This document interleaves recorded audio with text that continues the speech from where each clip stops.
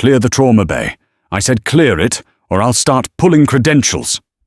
Dr. Alistair Whitlock's voice cracked like a whip over the cacophony of the Rosehaven Emergency Department.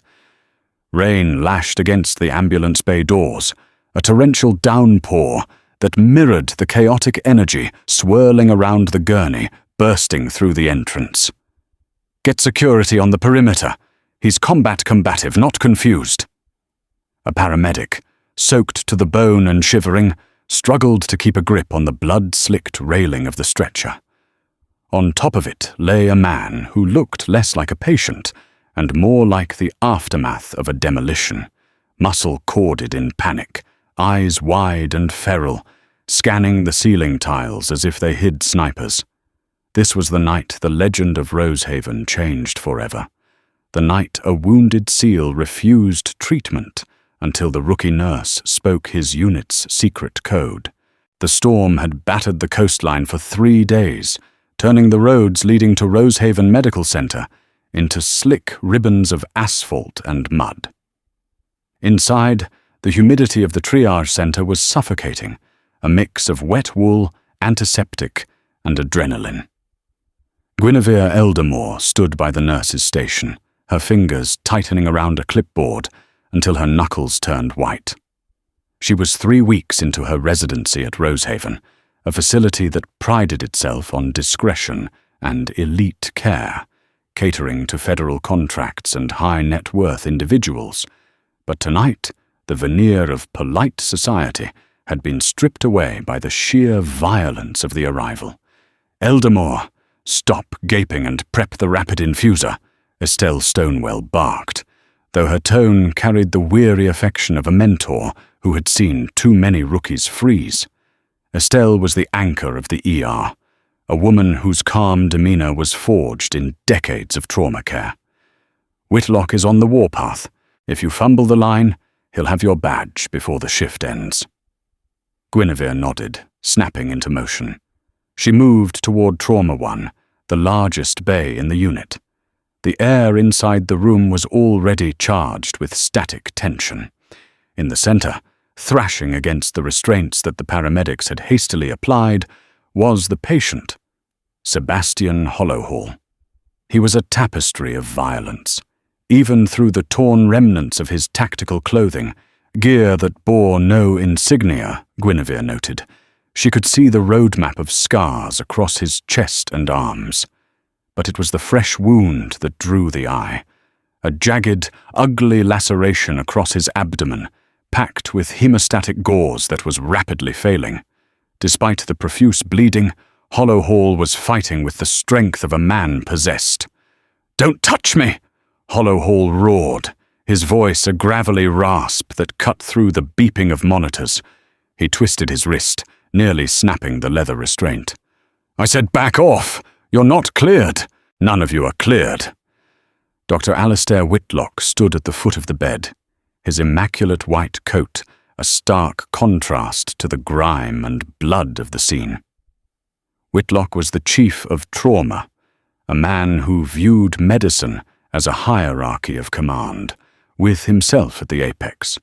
He looked at Hollowhall not with sympathy, but with the irritation of a mechanic looking at a broken engine that refused to be fixed.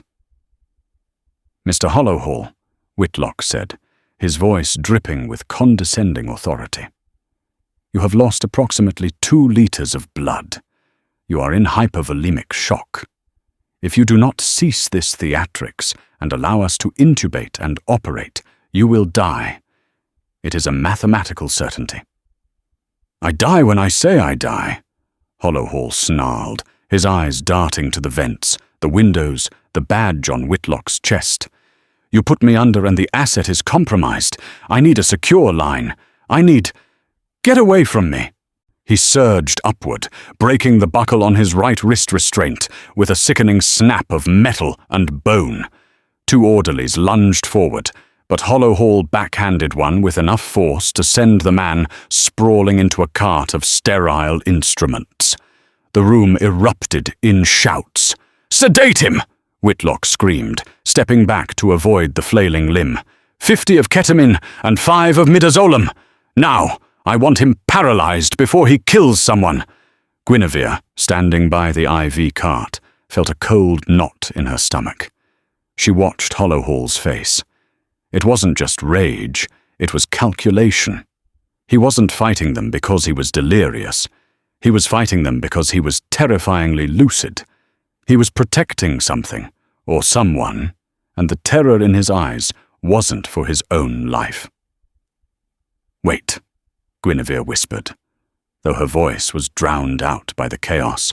Octavia Mistwood, the hospital's director of risk management and legal affairs, swept into the room, her heels clicking sharp rhythms on the linoleum. She held a tablet like a shield. "Dr. Whitlock, this man is a federal contractor. If we forcibly sedate him and he has an adverse reaction due to classified enhancements or unknown substances in his system, the liability falls on Rosehaven. Do we have consent?" "He is incapacitated by shock, Mistwood," Whitlock retorted, his face flushing. "Implied consent applies to suicide by stupidity. Eldamore, draw the drugs. Why are you standing there?" Guinevere looked from the syringe in her hand to the man on the bed. Hollowhall had grabbed a scalpel from the fallen tray. He held it with a trembling hand, point out, defensive. He was cornered, bleeding out, and ready to kill the first person who tried to save him. "He's going to hurt someone, Alistair," Estelle warned, stepping in front of Guinevere. "Back off. Let him bleed down a bit until he passes out. And let him code on my watch? Absolutely not," Whitlock sneered. "Security. Taser. Drop him." The security guard raised the yellow device. Hollowhall's eyes narrowed, his breath hitching. He braced himself, ready to take the voltage, ready to die fighting in a sterile room miles from the battlefield he had left. Guinevere saw it then. The tattoo on the inside of his left bicep, revealed as he raised the scalpel. It was faint, scarred over, almost invisible under the blood. A fractured hourglass with a sword running through it. She froze. She knew that symbol, not from medical school, and not from the news. "Stop!" Guinevere shouted, her voice surprisingly loud, cracking the tension in the room. "Don't fire!" The room fell into a stunned silence, save for the rhythmic, frantic beeping of the cardiac monitor, which showed Hollowhall's heart rate hammering at 160 beats per minute. All eyes turned to the rookie nurse. Whitlock looked at her as if she had spoken in tongues. "Nurse Eldamore," he said, his voice dangerously low. "Did you just countermand an order from the chief of trauma?" "He has a pneumothorax," Guinevere said quickly, her mind racing to justify the interruption with medical logic before playing her real card. "Look at his neck veins. Jugular distension. If he tenses up from the taser shock, the pressure could collapse his other lung instantly. You kill him with the taser, and Mrs. Mistwood will have a lawsuit that shuts this hospital down." Octavia Mistwood paused, her thumb hovering over her tablet. She looked at Whitlock. "She has a point, Alistair. Electrical disruption on a compromised cardiac system is high risk." Whitlock's jaw clenched. He looked at the patient, then back to Guinevere. "Fine. No taser. But he drops that blade, or we wait for the police SWAT team, and by the time they get here, he'll be a corpse. Your choice, Mr. Hollowhall." Sebastian Hollowhall didn't lower the blade. He was grey, his lips bluing from lack of oxygen. He looked at Guinevere. For a second, the madness in his eyes cleared, replaced by a sharp, probing intensity. He was assessing her threat level. "You're stalling," Hollowhall rasped, blood bubbling at the corner of his mouth. "Who sent you? Are you clean?" "I'm a nurse," Guinevere said, stepping past Estelle. "Guinevere, don't," Estelle hissed, grabbing her elbow. "He's dangerous." "He's scared, Estelle," Guinevere replied softly, pulling her arm free. She took a step toward the gurney, hands raised, palms open. She was 5 feet away from the scalpel. "Mr. Hollowhall, My name is Guinevere. I need you to put the knife down." "No IVs," he spat. "No sleepers. You put me under. The encryption key dies with me." "What encryption key?" Whitlock demanded, exasperated. "The man is hallucinating. He's suffering from hypoxia." "I'm not talking to you, Suit," Hollowhall shouted, swinging the blade towards the doctor. Whitlock flinched back, colliding with a crash cart. Guinevere kept her eyes locked on Hollowhall. She needed to de-escalate this, but standard protocol wasn't working. He was operating on a different set of rules, rules of engagement, not rules of care. He was a soldier behind enemy lines, and in his mind, Rosehaven was just another black site. "Nobody is going to put you under without your permission," Guinevere lied, hoping she could keep Whitlock silent for 30 seconds. "But you are drowning, Sebastian. Your chest is filling with air and blood. You can't protect the key if you're dead." Hollowhall laughed, a wet, hacking sound. "Better dead than compromised. I don't know you. I don't know this place." Standard procedure for a burn notice is a medical evac to a site like this. Then the needle. Then the silence. "We aren't a black site," Octavia Mistwood interjected, her tone clipped and professional. "We are a private medical facility. We have no affiliation with the Department of Defense beyond standard care contracts." "Liar," Hollowhall whispered. His energy was fading. The hand holding the scalpel dipped an inch. "I saw the SUVs outside, blacked out, no plates." "Those belong to a senator getting a hip replacement on the 4th floor," Estelle said, her voice pragmatic. "Honey, you're paranoid and you're bleeding on my floor. Put the knife down." Hollowhall shook his head. His eyes began to roll back, but he bit his tongue, the pain snapping him back to consciousness. He was forcing himself to stay awake through sheer force of will, defying biology. Whitlock had had enough. He signaled to the orderlies, a subtle hand gesture to flank the bed. He reached for a syringe of haloperidol on the tray behind him, hiding it in his palm. "Nurse Eldamore, step away from the patient. That is a direct order." Guinevere saw the maneuver. She saw the orderlies tensing their legs. She saw Whitlock gripping the syringe like a dagger. If they rushed him now, Hollowhall would slash someone, and then he would die. The struggle would rupture his spleen or his remaining lung. She had to take the risk. She had to use the information she had gleaned from a childhood she rarely spoke of, from a father who had disappeared into the shadows of the Special Forces world years ago, leaving behind nothing but a few cryptic letters and a knowledge of symbols that no civilian should recognize. The tattoo, the fractured hourglass, Task Force Kronos, a unit that didn't exist on paper, a unit her father had warned her about in his last letter. She took another step closer, entering the kill zone of the blade. "Eldamore, move!" Whitlock shouted, winding up to lunge. Guinevere ignored him. She looked directly into Sebastian Hollowhall's dying eyes. The noise of the ER faded. It was just the two of them. "The wind is blowing from the east," she said softly. It was a test, a generic code. Hollowhall blinked. He didn't lower the knife, but he didn't strike.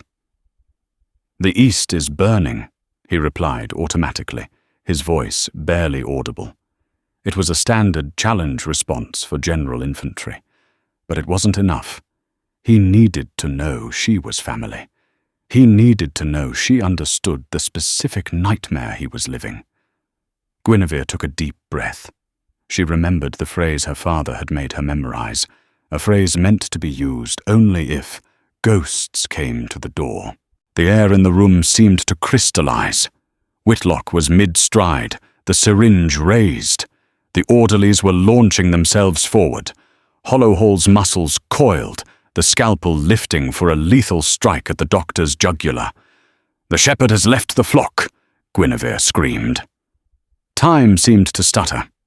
Sebastian Hollowhall froze. The ferocity vanished from his face, replaced by a look of profound, devastating shock. The scalpel didn't drop, but his arm went rigid, halting inches from Whitlock's throat. Whitlock stumbled back, dropping the syringe. It shattered on the floor, splattering clear liquid across his expensive loafers. What did you say?" he stammered, looking at Guinevere as if she had grown a second head. Hollowhall ignored the doctor. He stared at Guinevere, his breathing jagged and shallow. The fight had drained out of him, replaced by a desperate, pleading hope. "Repeat," he choked out. "Repeat. The call." Guinevere's heart hammered against her ribs. She kept her voice steady, though her knees were shaking. "The shepherd has left the flock. The wolves are starving. But the gate remains open." It was the distress signal for his specific unit. The code that meant friendly forces in hostile territory. Safe harbor found. It was a code that shouldn't exist in a civilian hospital. It was a code that claimed a bond of blood and secrecy. Hollowhall's eyes searched hers, looking for deception. He saw only fear and determination. Slowly, agonizingly, his fingers uncurled. The scalpel clattered to the floor, the sound ringing like a bell in the silent room. He slumped back onto the blood-soaked sheets, his resistance breaking. "Gate. Open," he whispered. "Confirmed. Estelle, catch him!" Guinevere yelled, diving forward as Hollowhall lost consciousness. The team snapped out of their paralysis. Estelle was there instantly, supporting the SEAL's head. "I've got airway. Whitlock, get back in the game. We need access." Whitlock shook himself, his arrogance returning as a shield against the near-death experience. Yes, obviously. Get 2 large-bore IVs rapid infuser on. Type and cross for 10 units. ONEG uncross-matched now. Move." The trauma bay exploded into controlled chaos. But this time, the patient wasn't fighting. He was limp, surrendering his life to them. As Guinevere worked to insert a catheter into the vein of his arm, she felt a cold hand grip her wrist. Hollowhall's eyes were open, a slit. He wasn't fully out yet. "Don't let them find it," he slurred, pulling her hand toward his tactical vest, which had been cut open but was still bunched under his side. "Find what?" Guinevere whispered, leaning in close so Whitlock wouldn't hear. "The drive," Hollowhall gasped. "And the girl." Guinevere froze. "What girl?" "Taken," he wheezed. "They took the senator's daughter. I failed." Before she could ask more, Whitlock shoved a laryngoscope into Hollowhall's mouth, pushing succinylcholine and etomidate. "Bag him. We are intubating."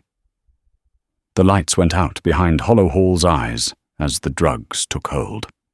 The machine breathed for him. Otavia Mistwood stepped up to the nurse's station, watching the scene through the glass. She tapped her headset. "Security, lock down the ER. No one in or out. And scrub the camera feed from Trauma 1 for the last 10 minutes. Yes, you heard me. Delete it." She looked at Guinevere, who was now covered in the SEAL's blood, holding the cutaway tactical vest. Guinevere felt the hard, rectangular shape of a data drive sewn into the lining. She quickly slid her hand into her scrub pocket, transferring the object before anyone noticed. "Nurse Eldamore," Whitlock barked, checking the pupil response. "You have some explaining to do. What was that gibberish you shouted?" "Why did he respond to you?" Guinevere looked at the doctor, then at Estelle, then at the unconscious man who had just confessed a kidnapping and entrusted her with evidence that could likely get her killed. "It was just something I read in a book, Doctor," Guinevere lied, her voice trembling. "Psychological de-escalation." "I guessed." Whitlock narrowed his eyes. He didn't believe her. Neither did Otavia, who was watching her with the predatory gaze of a hawk spotting a mouse. "Get him to the OR," Whitlock ordered, "but keep a guard on him. And Eldamore, you're scrubbing in. If he wakes up, I want you there to work your magic, or whatever the hell that was." As they wheeled the gurney out, the doors to the ambulance bay hissed open again. The wind howled, blowing rain into the hallway. But this time, Guinevere saw something else. Through the sheets of rain, at the edge of the parking lot, 3 black SUVs sat idling. Their headlights were off. They were waiting. The wolves were starving, and the gate was no longer safe.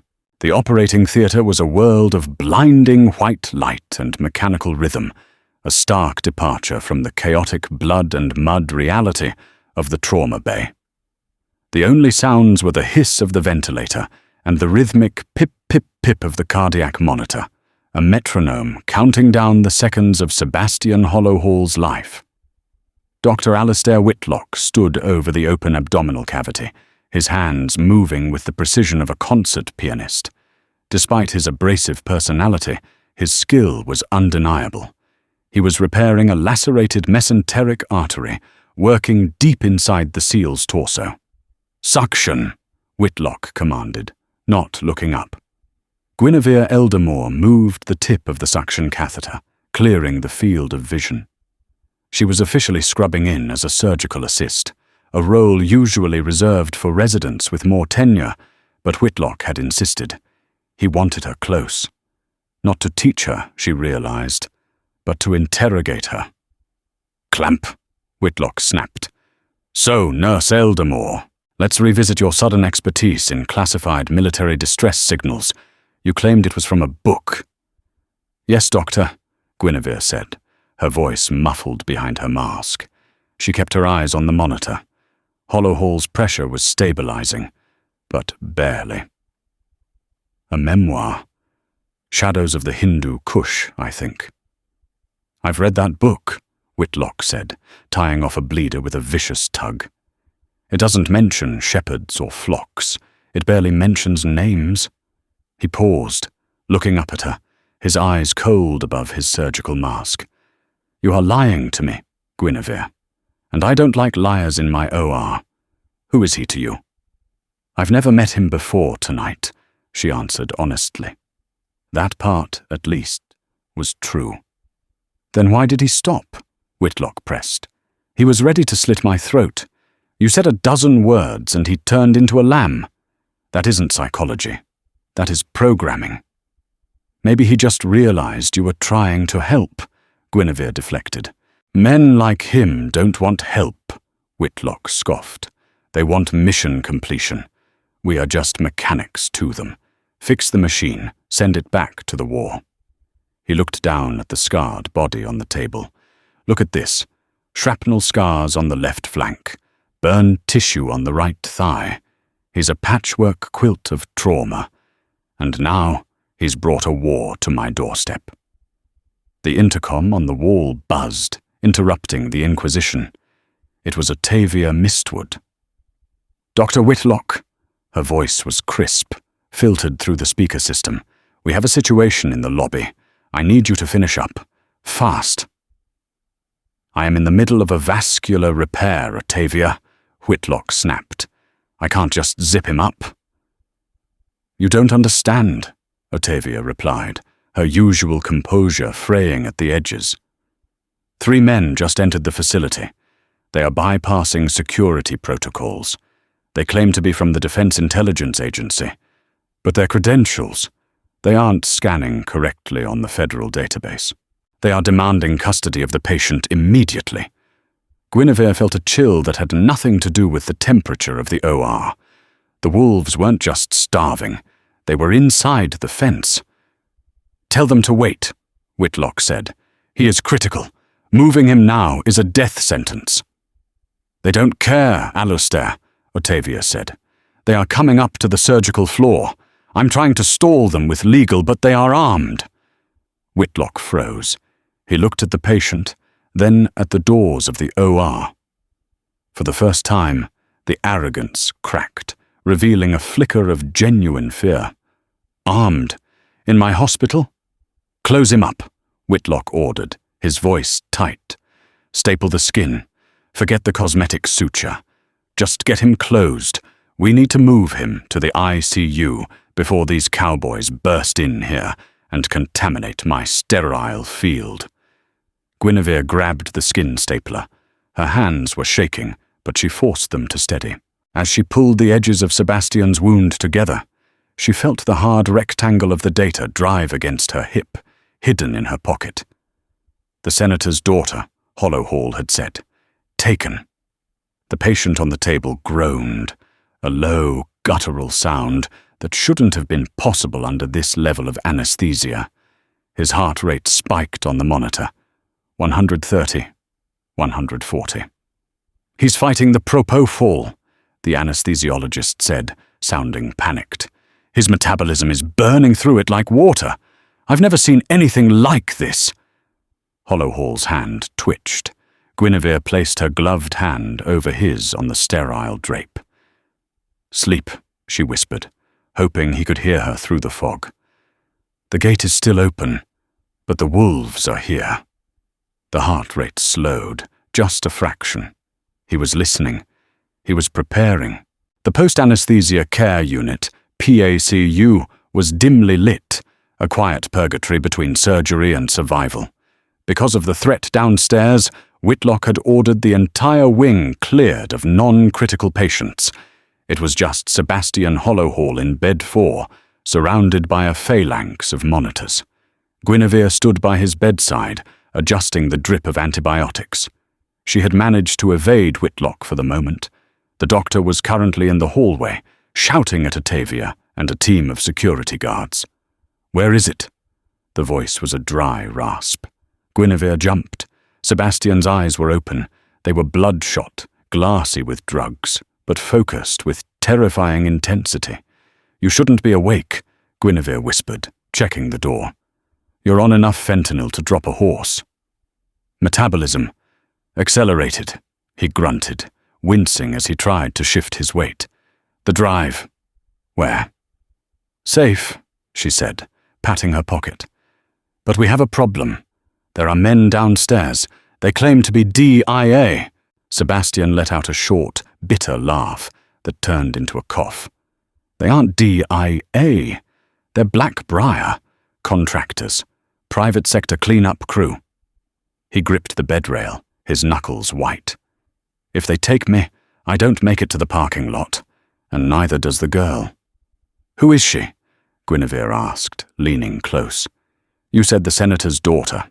Senator Sterling, the one getting a hip replacement on the 4th floor?" Sebastian nodded slightly. "Senator Sterling isn't here for a hip replacement. He's here to negotiate a ransom. He thinks he's paying off a cartel. He doesn't know it's his own government's shadow budget holding her." Guinevere stared at him, the implications reeling in her mind. Rosehaven was supposed to be a sanctuary, but it was being used as a negotiation table for a high-stakes hostage exchange. "Why?" she asked. "Leverage," Sebastian rasped. "Sterling chairs the Oversight Committee. He was about to defund the Black Ops program I used to work for. They took his daughter, Emily, to force his hand. I went in to get her out. The extraction went south." He looked at his abdomen, at the fresh staples holding him together. "I failed her. I got her to the rendezvous, but we were ambushed. I took the hit. They took her back, but I got the evidence. The drive. It has the names, the locations, the orders. It proves the kidnapping was domestic." "And that's why they want you dead," Guinevere concluded, "to bury the proof." "They'll kill everyone in this hospital if they have to," Sebastian said, his eyes locking onto hers. "You need to walk away, Guinevere. Give me the drive and leave. Now." "No," she said firmly. "This isn't your fight, rookie," he growled. "You're my patient," she shot back. "And in this house, that means something. Besides, my father wouldn't forgive me if I left a shepherd to the wolves." Sebastian studied her face, searching for the connection. "Who was he?" "Sergeant Major Thomas Elder Moore, 75th Rangers." Sebastian's expression softened, a flicker of recognition and respect passing through the pain. I knew Tom. He was a good man. Hard head. Runs in the family, Guinevere said with a sad smile. Suddenly, the lights in the PACU flickered and died. The hum of the ventilation system cut out, leaving a heavy, suffocating silence. The emergency red mood lighting bathed the room in a sinister glow. "They cut the power," Sebastian whispered, struggling to sit up. "They're rebooting the security grid. When the system cycles, the mag locks on the doors disengage for 10 seconds. They're coming." "We can't fight them," Guinevere said, panic rising. "You can't walk." "I don't need to walk," Sebastian said, gritting his teeth against the agony of his sliced abdominal muscles. "I just need to shoot." "We don't have guns, Sebastian. This is a hospital." The doors to the PACU swung open. It wasn't the hit squad. It was Estelle Stonewell. She was pushing a wheelchair, and on her hip, incredibly, was a holstered taser. "I figured you two might need a transfer," Estelle said, her voice calm but her eyes wide with adrenaline. "Whitlock is in the lobby distracting the suits. He's threatening to call the New York Times. It won't hold them long." "Estelle, the power—" "I know. I cut the breaker to the elevators," Estelle said with a smirk. "They have to take the stairs. That gives us 3 minutes. She looked at Sebastian. "Can you move, soldier?" "If you help me," Sebastian groaned, sliding his legs off the bed. Blood bloomed on his dressing immediately. "Where do we go?" Guinevere asked, grabbing Sebastian's arm to support him. He was heavy, dense with muscle and dead weight. "The 4th floor," Sebastian said, fighting the black spots in his vision. "We go to Senator Sterling. We give him the drive. We end this." "That's the VIP wing," Estelle warned. "It's a fortress." "Good," Sebastian said, standing up on shaking legs, sweat pouring down his face. "I like fortresses." The stairwell was cold and echoed with the sound of their labored breathing. Guinevere and Estelle supported Sebastian between them, his arms draped over their shoulders. Every step was a battle. Sebastian was pale, his skin clammy, but he forced one foot in front of the other, driven by a reserve of willpower that defied medical science. "Floor 3, Estelle whispered, checking the number painted on the concrete wall. "One more." Below them, the heavy clang of a metal door slamming open echoed up the shaft. "Clear the landing! Move! Move!" a voice shouted from below, the sounds of heavy boots pounding on concrete, tactical boots, moving fast. "They're inside," Sebastian hissed. "Go without me. I'll hold the door." "Shut up," Guinevere panted, heaving him up the next step. "Nobody stays behind." They reached the 4th floor landing. Estelle swiped her badge. The reader beeped red. System lockdown. "Damn it!" Estelle cursed. The override locked out the staff badges too. "Stand back," Sebastian said. He leaned against the wall, took a deep breath, and raised his right leg. It was madness. He had just had his abdomen cut open. "You'll rip your stitches," Guinevere screamed in a whisper. Sebastian ignored her. He channeled every ounce of pain into a single, kinetic burst. He kicked the handle of the fire door, right at the locking mechanism. Crack! The metal gave way, but Sebastian cried out, collapsing to his knees, clutching his stomach. Fresh blood soaked through his hospital gown. "Get him up," Estelle urged. They dragged him into the 4th floor corridor. This wing was different. Plush carpeting, mahogany panelled walls, art that cost more than Guinevere's student loans. "Sterling's suite is at the end. Room 401, Sebastian wheezed. As they moved down the hallway, the elevator doors at the far end dinged. The emergency power had brought them back online. The doors slid open. A man stepped out. He wore a charcoal suit that cost $5,000 and a headset. He held a suppressed pistol at his side casually, like a briefcase. This was Vance, the man leading the hunt. He saw them. He didn't shout. He simply raised the weapon. "Down!" Sebastian roared, tackling Guinevere and Estelle to the floor. Port. 2 bullets shredded the mahogany paneling right where their heads had been a second ago. "Get into a room!" Sebastian yelled, rolling on his side. He grabbed a heavy bronze bust of Hippocrates from a hallway pedestal and hurled it. It wasn't a bullet, but the sheer unexpected violence of a bust flying through the air made Vance duck back into the elevator alcove. Guinevere scrambled on the floor, dragging Sebastian toward the nearest door, room 404. Estelle swiped her master key. Thankfully, the room locks were on a different circuit. The light turned green. They fell inside, slamming the door and locking the deadbolt. "He's pinned down!" Vance's voice came calm and clear from the hallway. "Target is in 404. Flank via the adjoining suite. Execute all witnesses." Guinevere backed away from the door, her hands covered in Sebastian's blood.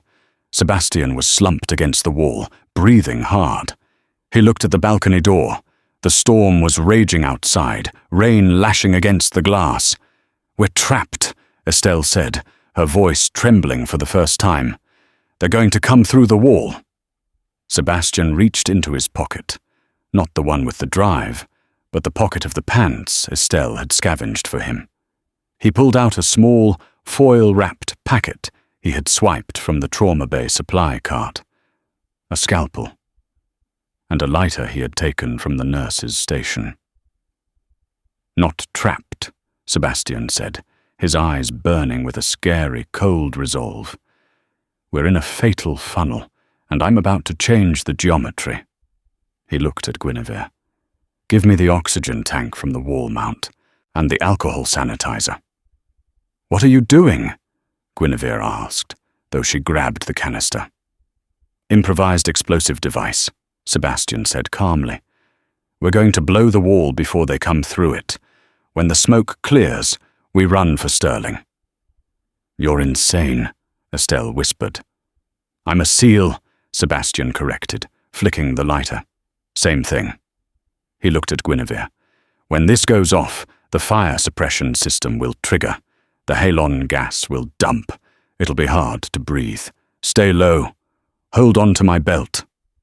"Sebastian," Guinevere said, gripping his arm. "If we do this, there's no going back. We are declaring war on the federal government." Sebastian looked at the door. The handle was starting to jiggle. Someone was drilling the lock. "They declared war on us, Guinevere," he said softly. "I'm just finishing it."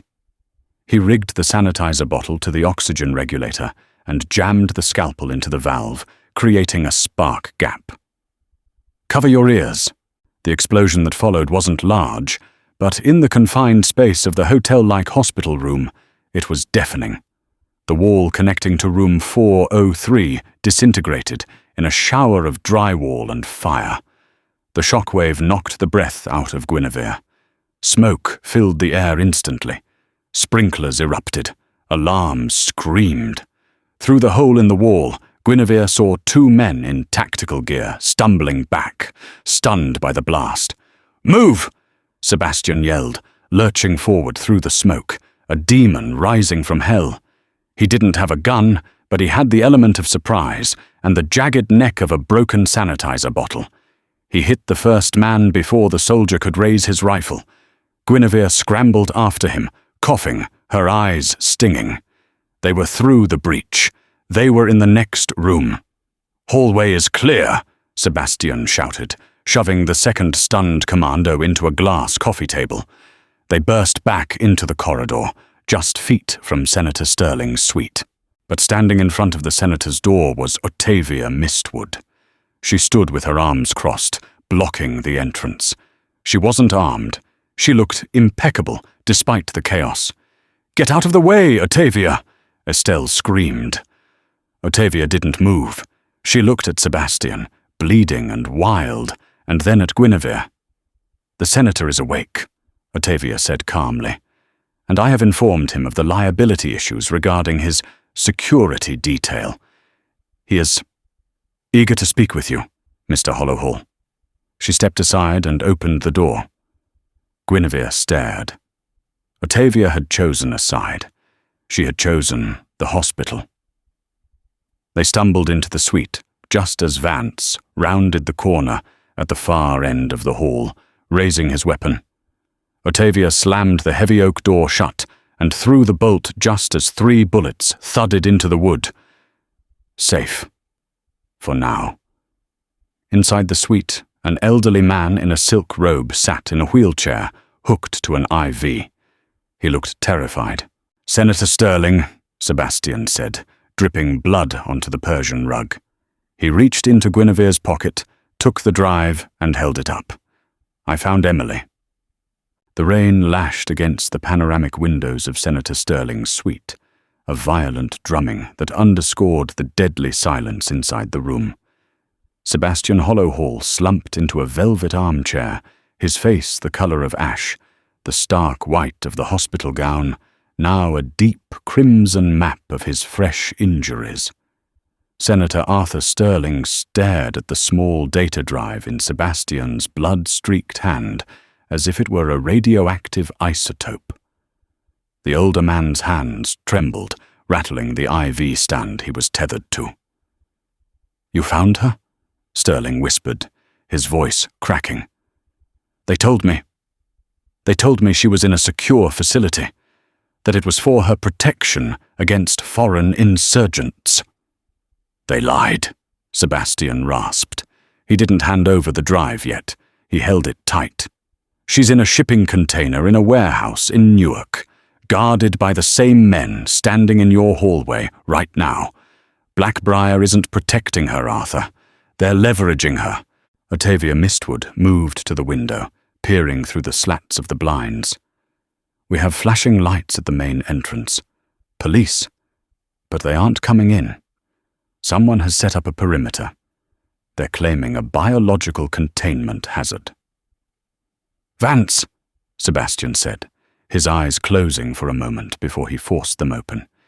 "He's declared the hospital a quarantine zone. It buys him time to scrub the building, to scrub us."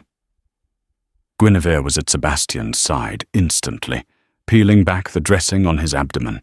The makeshift staples from the OR were holding, but the skin around them was angry and swollen. The exertion of the explosion and the fight had torn the underlying muscle fascia. He was bleeding internally again. "We need to get you back to surgery," Guinevere said, her voice tight with suppressed panic. "Your pressure is dropping. I can feel your pulse thready." "No surgery," Sebastian growled, pushing her hand away, though his grip was weak. "Not until the senator makes the call." He looked at Sterling. "Play the drive, Senator. Use the TV. You need to see what you're paying for." Sterling fumbled with the remote, casting the content of the drive to the large wall-mounted screen. The video that played was grainy, taken from a helmet cam during Sebastian's failed extraction attempt. It showed a terrified young woman, Emily Sterling, huddled in a dark corner, surrounded by men in tactical gear, bearing the Blackbriar insignia. One of the men, unmasked, was Vance. "Hold the perimeter." Vance's voice on the recording was unmistakable. "If the vote doesn't pass on Tuesday, the asset is liquidated. Make it look like an overdose." Sterling let out a strangled sob, covering his mouth. "My God, I authorized their contract. I signed the oversight waiver." "You fed the wolves," Sebastian said, his voice hard, lacking sympathy. "And now they're hungry. They want the shadow budget passed, Arthur. Indefinite funding. Zero oversight. Emily is just the collateral." There was a heavy thud against the suite door. The wood splintered slightly near the lock. "Open the door, Senator." Vance's voice came through, calm and terrifyingly reasonable.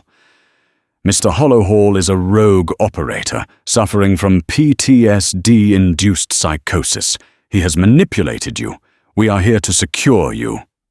"Don't listen to him," Estelle hissed, grabbing a heavy brass lamp from the bedside table. Sterling stared at the screen, at the face of his daughter. The politician's mask melted away. leaving only a father's grief and rage. He looked at Sebastian. The man he had been told was a traitor. The man who was currently bleeding to death on his Persian rug to bring him the truth. "What do I do?" Sterling asked, looking at the seal. "You're the chairman of the Oversight Committee," Sebastian whispered, his head lolling back. "Override the blockade. Call the FBI, not the local field office. Call the director. Personal line." "They've jammed the cell signals," Ottavia noted, checking her phone. "SOS only." "The hard line." Guinevere pointed to the desk phone. "It's a VoIP system on a dedicated fiber line, independent of the cellular grid." Sterling lunged for the phone. At that moment, the suite door exploded inward. They hadn't used a battering ram. They had used a breaching charge, blowing the lock mechanism apart. Smoke billowed into the room. "Get down!" Sebastian yelled, trying to rise, but his legs failed him. He collapsed to the floor, coughing. Vance stepped through the smoke, his pistol raised. 2 other operatives flanked him, their rifles scanning the room. "Regrettable," Vance said, looking at the senator holding the phone receiver. "Put it down, Arthur. It's over." The room froze. The only sound was the hiss of the fire sprinklers in the hallway and the labored breathing of the occupants in room 401. Guinevere threw herself over Sebastian's body. It was an instinctual move, shielding her patient. She looked up at Vance, her eyes fierce. "He's unarmed. He's dying. Leave him alone." "He's a loose end," Vance said, shifting his aim toward Sebastian's head. "And so are you, unfortunately. Nurse Eldamore, isn't it? Wrong place, wrong time." "Vance!" Sterling shouted, standing up from the desk. He held the phone receiver like a weapon. "I am a United States Senator. I am ordering you to stand down." Vance didn't even look at him. "You're a liability, Arthur. We'll write this up as a tragic hostage situation. The psychotic SEAL killed everyone, then succumbed to his wounds. I'll be a hero for trying to save you." "The camera," Ottavia Mistwood said. Her voice was ice cold. Vance paused. "Excuse me?" Ottavia held up her tablet. She wasn't filming. She was displaying a system diagnostic screen. "This is a VIP suite. It is equipped with a remote telemedicine monitoring system for the hospital's board members to observe high-value patient care. I activated it 3 minutes ago." She turned the screen to face Vance. It showed a live feed of the room, broadcast with the red on-air tally. "This feed is currently being pushed to the main server in the lobby," Ottavia said, a razor-thin smile playing on her lips. "Where Dr. Whitlock is currently giving a press conference to CNN, Fox, and MSNBC about the terrorist attack on his facility. The feed is on the Jumbotron in the waiting room, Vance. The reporters are watching you live." Vance's eyes darted to the camera lens concealed in the ceiling molding.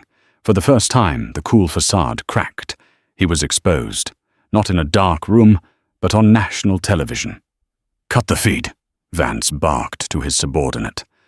"It's cloud-based," Ottavia lied smoothly. "You can't stop it." "Then we leave," Vance said, backing toward the door. "Abort. Extract." "No." Sebastian groaned from the floor. He pushed Guinevere aside. His hand was shaking, but he reached into his pocket and pulled out the lighter he had used earlier. "You don't get to leave," Sebastian whispered. He wasn't aiming at Vance. He was looking at the ceiling, at the fire suppression nozzle directly above the doorway where the Blackbriar team stood. "Code! Blue!" Sebastian wheezed. Guinevere understood instantly. It wasn't a medical code. It was an instruction. She grabbed the oxygen tank they had dragged in from the other room and hurled it toward the doorway. It skidded across the floor, stopping at Vance's feet. "Run!" Vance screamed, recognizing the setup. Sebastian flicked the lighter and tossed it. The flame didn't hit the tank. It hit the carpet, which was soaked in the high-proof alcohol sanitizer that had spilled from the first explosion.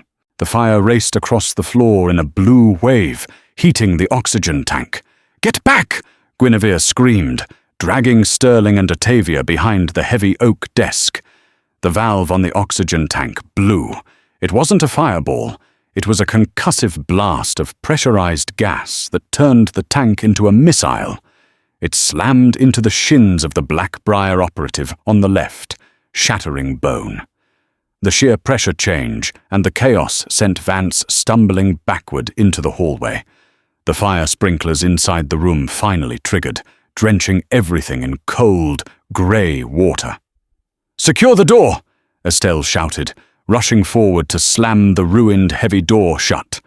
She jammed the brass lamp through the handle to act as a deadbolt. "They're gone," Sterling said, peering over the desk, his face pale. "They ran."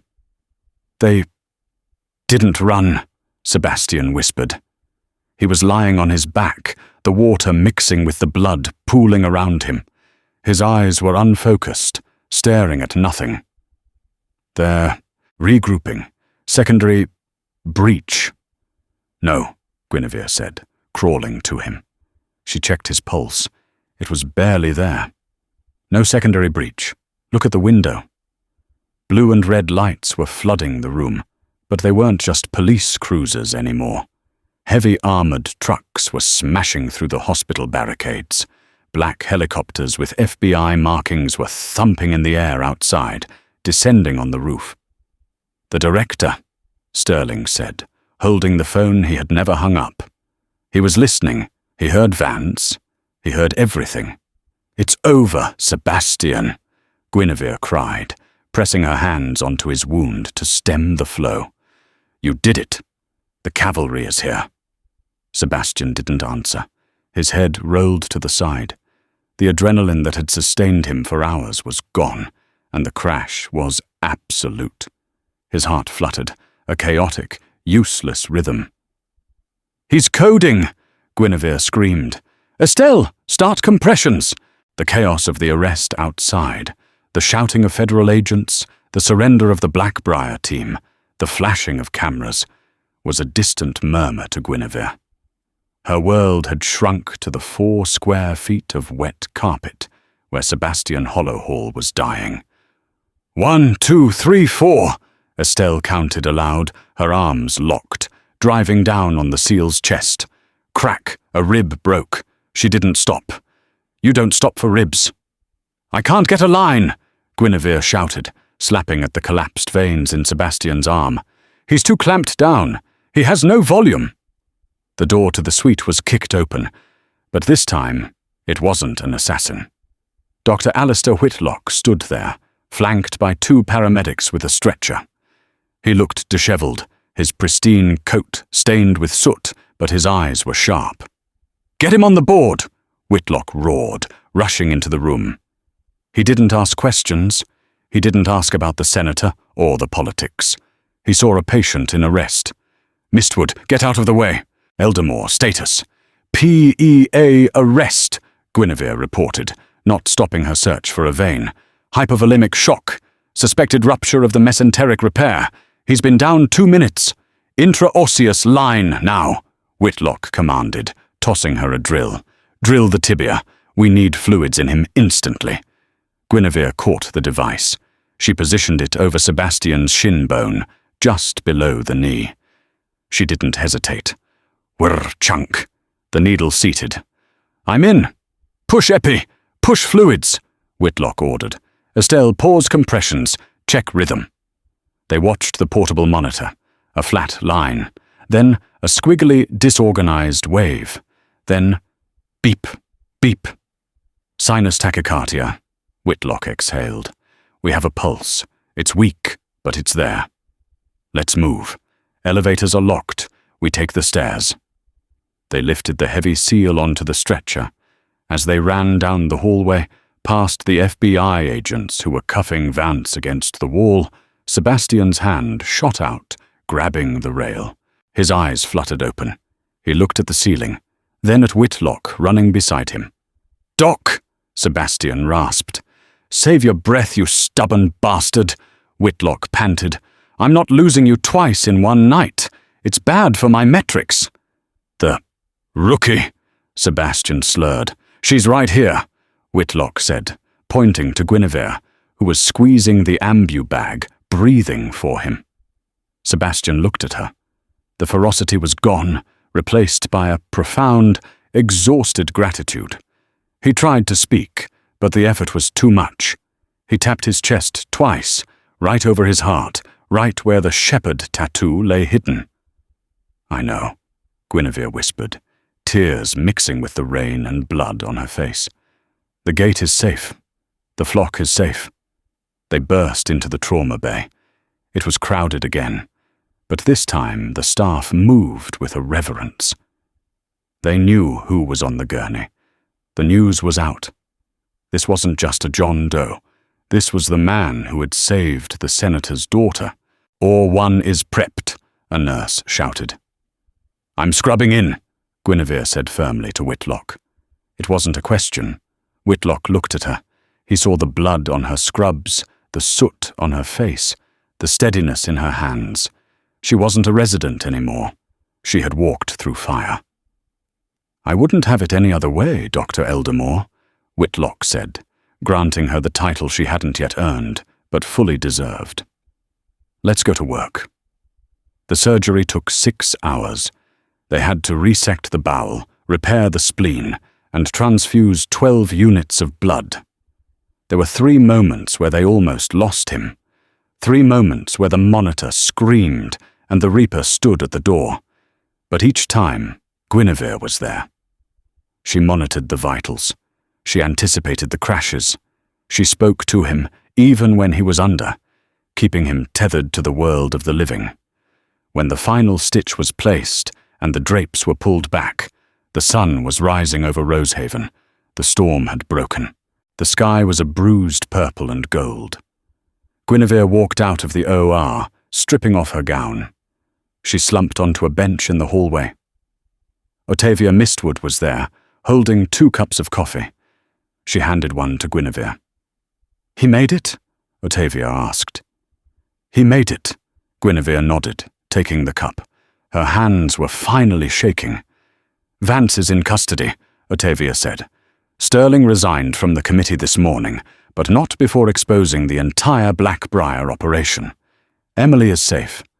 The FBI found her exactly where Sebastian said she would be. Good, Guinevere whispered. You know, Otavia said, looking at the young nurse with new respect. You broke about 50 hospital protocols, 3 federal laws, and probably voided our insurance policy. Fire me, Guinevere shrugged, too tired to care. Otavia smiled, a rare, genuine expression. I was going to say, I think we'll need to update our risk assessment models to include rogue Navy SEALs. You're safe, Guinevere. You're one of us. Days later, the room was quiet, filled only with the scent of lilies and antiseptic. Sebastian Hollowhall sat up in bed, looking out the window at the peaceful hospital grounds. The IVs were gone, replaced by oral meds. The war was over, at least for now. Guinevere stood in the doorway, holding his discharge papers. You're free to go, she said softly. Dr. Whitlock signed off. Reluctantly. He says you have the constitution of a cockroach. Sebastian smiled, the scars on his face crinkling. He's a charmer. He stood up, wincing slightly, but moving with his old grace. He took the papers from her, but he didn't leave immediately. He looked at her, his dark eyes serious. You saved me, he said, in the bay. You knew the words. My father taught them to me, she admitted. He said I might need them one day. He was right, Sebastian said. He reached into his pocket and pulled out a small patch, the unit insignia of Task Force Kronos, the fractured hourglass. He pressed it into her hand. You're part of the unit now, Guinevere. If you ever call, we answer. Guinevere looked at the patch, feeling the weight of it. She watched him walk down the hall, a warrior returning to the shadows, but leaving a piece of his light behind. It had been a night of terror and blood, a night where the line between life and death had blurred, a night where a wounded SEAL refused treatment until the rookie nurse spoke his unit's secret code. If this story kept you on the edge of your seat, please like, share, and subscribe for more tales of heroism, high-stakes medicine, and the bonds that save us.